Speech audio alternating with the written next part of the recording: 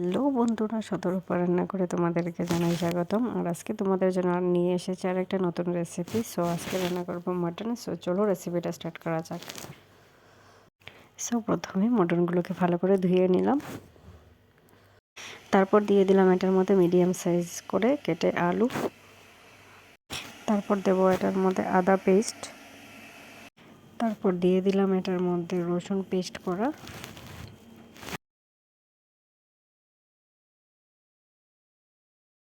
এখন দিয়ে দেবো এটার মধ্যে কাঁচা লঙ্কা পেস্ট করা। এটাকে পুরো পেস্ট করিনি, হাফ করে করেছি। তো দিয়ে দিলাম কাঁচা লঙ্কা পেস্ট। এখন দেব হাফ করে কেটে রাখা পেঁয়াজ। এখন দেব হলুদ গুঁড়ো। তারপর দেব ধনে গুঁড়ো। তারপর দিয়ে দিলাম মরিচ গুঁড়ো। সবগুলো মশলা একসাথে করে দিয়ে দিচ্ছি। তারপর মরিচ গুঁড়ো দেওয়া শেষ হয়ে গিয়েছে। এখন দেব জিরের গুঁড়ো। তোমরা তোমাদের পরিমাণ মতো দিতে পারো। আমাদের মাটনটা একটু কম ছিল, তার জন্য মশলাগুলো একটু কম দিয়েছি। এখন দেব লবণ। লবণটাও তোমাদের স্বাদ অনুযায়ী দিতে পারো, আমি একটু কম করেই দিলাম।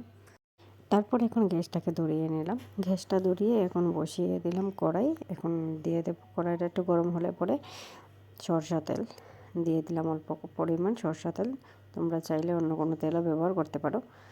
তারপরে দিয়ে দিলাম, তেলটা একটু গরম হয়ে গিয়েছে। এখন দিয়ে দিলাম পেঁয়াজ কুচানো ছিল এটা। আর তারপরে দিয়ে দিলাম তেজপাতা।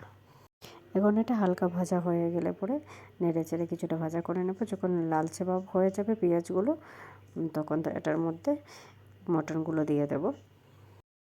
পেঁয়াজগুলো প্রায় লালচে ভাব হয়ে এসেছে। এখন এটার মধ্যে দিয়ে দিলাম মটনগুলোকে। এখন ভালো করে এটাকে নাড়াচাড়া করব। সবগুলো মশলা তো আগেই দিয়ে দিয়েছিলাম। এখন ভালো করে এটাকে নেড়ে চেড়ে কিছুক্ষণের জন্য ঢাকা দিয়ে রেখে দেব সিদ্ধ হওয়ার জন্য। তোমরা তো জানোই ভালো করে মটনটা সিদ্ধ হতে অনেকটা সময় নেয়। এখন ঢাকনাটা উঠিয়ে নিলাম আর এখন এটাকে আবার নাড়াচাড়া করছি করে এখন এটার মধ্যে দিয়ে দেব ঝোল, অল্প পরিমাণে দেব। এখন দিয়ে দিলাম এটার মধ্যে অল্প পরিমাণে ঝোল। তোমরা ঝোল বেশি খেতে চাইলে বেশি ব্যবহার করতে পারো। আমি একটু শুকনো শুকনো করে করব, তার জন্য একটু অল্পই ঝোল দিলাম। এখন মটনটা প্রায় হয়ে গিয়েছে। এখন এটাকে নামিয়ে নেব। সব মটনটাকে এখন নামিয়ে নিয়েছি। আর কেমন হয়েছে সবাই এটা কমেন্ট করে জানাবে। দেখে তো বেশ ভালোই লাগছে, মনে তো হচ্ছে অনেক টেস্টি হবে। সো তোমরা সবাই বানিয়ে খেতে পারো, আর কমেন্ট করে জানিও কেমন হয়েছে। আজকের ভিডিওটা এই পর্যন্তই। সবাই ভালো থাকো, সুস্থ থাকো। দেখা হচ্ছে অন্য আরেকটা ভিডিওতে, অন্য আরেকটা রেসিপি নিয়ে। So tata.